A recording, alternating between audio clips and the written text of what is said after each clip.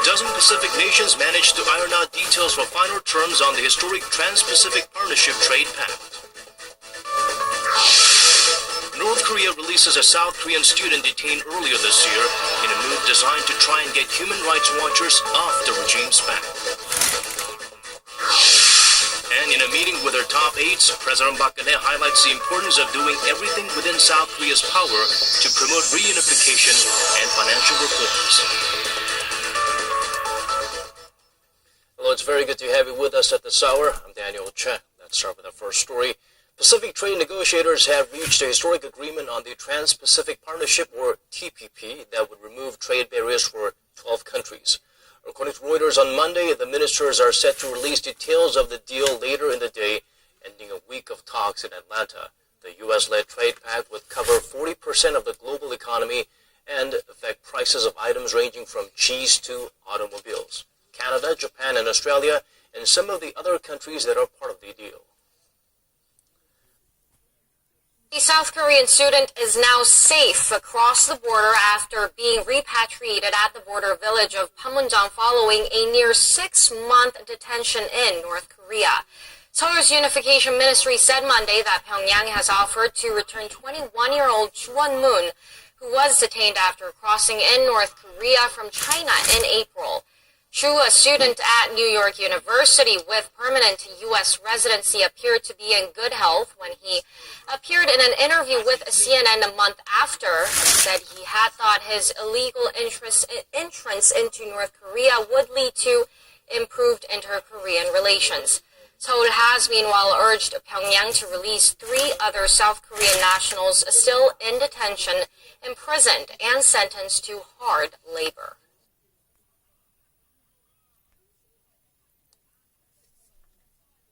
Coming up on Primetime News, President Park Geun-hye pledges to continue with efforts for a peaceful reunification of the two Koreas while urging officials to push through the government's financial sector reforms.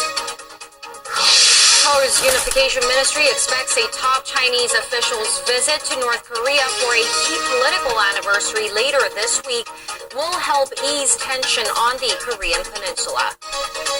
And among OECD member states, the ratio of corporate income to the country's total income was the highest in South Korea, pointing to unequal wealth distribution. Stay tuned for these stories and more.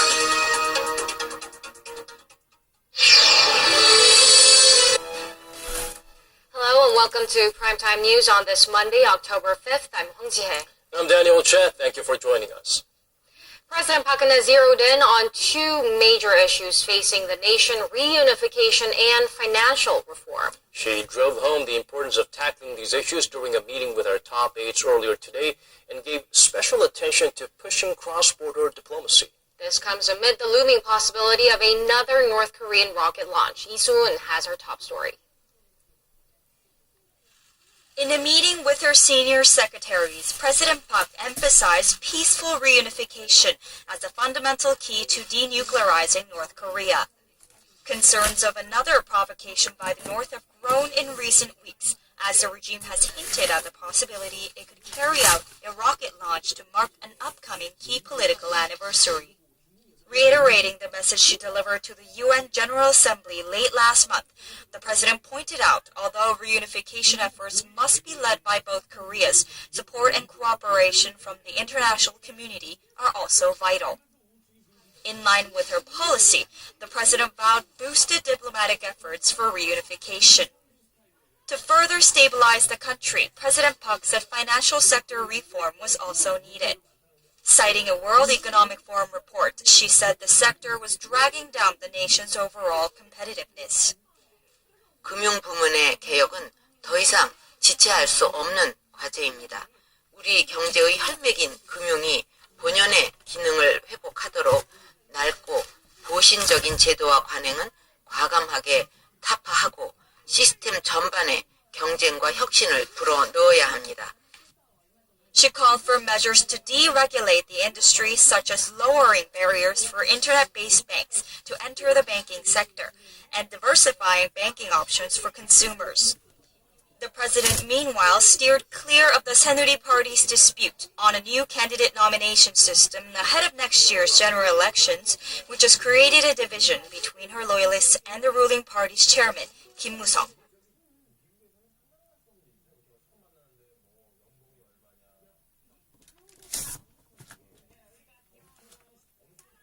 Korean tensions. But will the delegation carry a message from Beijing over the North's planned rocket launch? Our Connie Kim has some answers. South Korea's Unification Ministry is hopeful the senior Chinese official Liu In-chan's visit to a key political event this week will help ease tensions on the Korean peninsula. Without elaborating further, Unification Ministry spokesperson Chung Jun-hee said high-level officials' exchanges between North Korea and China are meaningful. Chung's remarks come as the North's state-run Korean Central Television said Sunday that Liu will head the delegation during Saturday's ceremony to mark the 70th anniversary of the founding of North Korea's Workers' Party. The Chinese delegation will attend activities marking the 70th anniversary and pay an official friendly visit to North Korea. It's the first time for a member of the Standing Committee of the Political Bureau of China's Communist Party to visit North Korea. Also, Liu, as the fifth most powerful official in China, will be the most senior Chinese official to visit since Kim Jong-un came to power after his father died in 2011. Given that Liu is more senior than even the country's Vice President Li Wian-chao, watchers believe China wants to mend flagging relations with its longtime ally. However, some experts say China is more interested in maintaining a strategic balance in its relations with the two Koreas. Beijing is leaving the door to communication open as it cannot completely ignore North Korea. Also, China has the short-term mission of preventing North Korea from launching a provocation marking this month's anniversary. During his trip to the United States last month, China's President Xi Jinping said Beijing opposes any actions that cause tension on the Korean peninsula, adding weight to international calls for Pyongyang to back down from plans to launch a long-range rocket or conduct a nuclear test. Connie Kim, Arirang News. The nominee to become South Korea's next chairman of the Joint Chiefs of Staff underwent his confirmation hearing at the National Assembly on Monday. He was questioned about current and future plans on containing North Korea. Kim Hyun-bin has more. Army General Lee Sun-jin was quizzed on Monday over different aspects of the military and on ways to deal with North Korea. When asked about plans for the possible deployment of a U.S. anti-ballistic missile system called Terminal High Altitude Area Defense, he responded saying there is no plan to adopt the THAAD system at this time. Nonetheless, he indicated the deployment could benefit the South Korean military. General Lee added that while North Korea is believed to have miniaturized its nuclear warheads, to a considerable extent, there was no certainty if the weapons were deployed for combat use. Lee says Korea is currently developing its own missile defense system, the Korea Air and Missile Defense System, to counter North Korea's missile threats. The system is expected to be deployed in the early 2020s. The confirmation hearing also touched on Korea's fighter jet program and the timing of the transfer of wartime operational control from Washington to Seoul.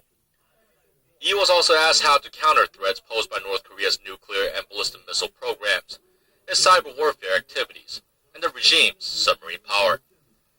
In a statement before the hearing, he said that as North Korea could launch a provocation sometime this month or next, South Korea has upped its preparedness. He is expected to replace Choi Yoon-hee as JCS chairman. Kim Hyun-bin, Arirang News.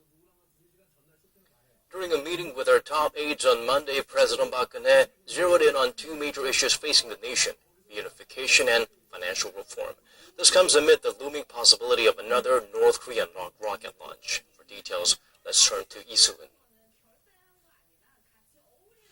In a meeting with her senior secretaries, President Park emphasized peaceful reunification as a fundamental key to denuclearizing North Korea.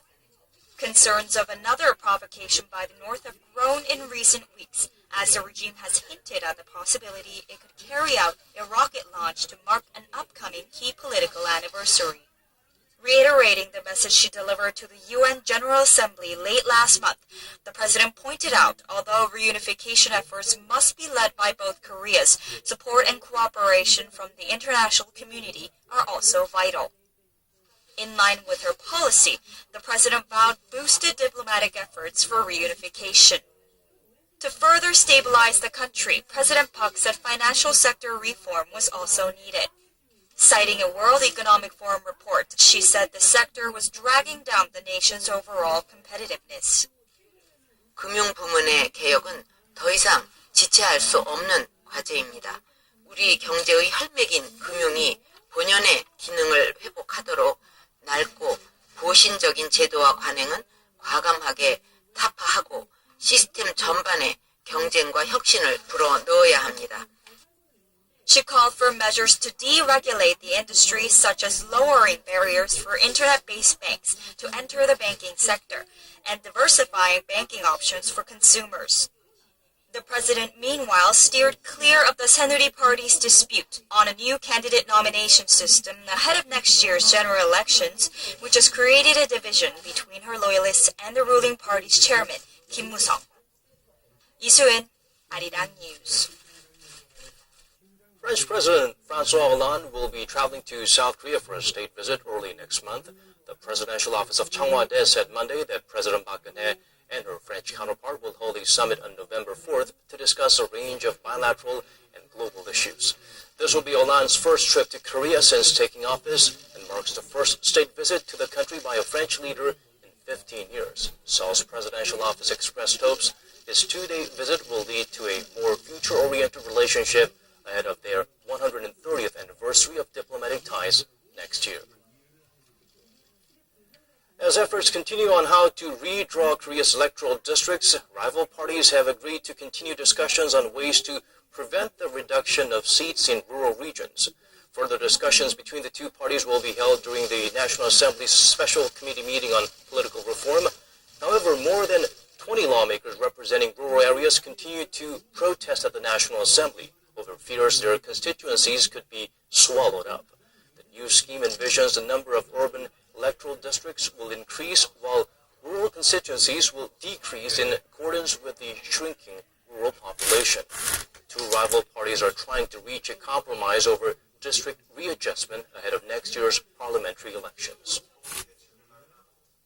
Students in all grades across Korea are learning more about the plight and history of Korean women forced into sexual slavery by Japanese military through demonstration classes and specially written textbooks. According to our Iji-won, these are some of Korean government's countermeasures against Japan's continued distortion of its wartime history.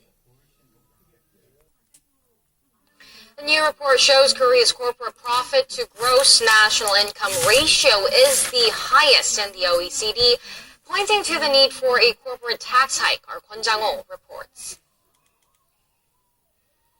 The corporate tax rate in Korea is currently at 24.2%. Not only is it lower than the OECD average of 25.3%, it ranks 20th out of the 34 member nations. But the Korean government has argued against raising the tax rate, pointing to the fact that it makes up 3.4% of Korea's GDP, which is one of the highest in the OECD. Citing industry data, lawmaker Park Won-suk of the Minority Justice Party pointed out that when corporate profit is measured against gross national income, big firms have been paying comparatively little in taxes over the previous 15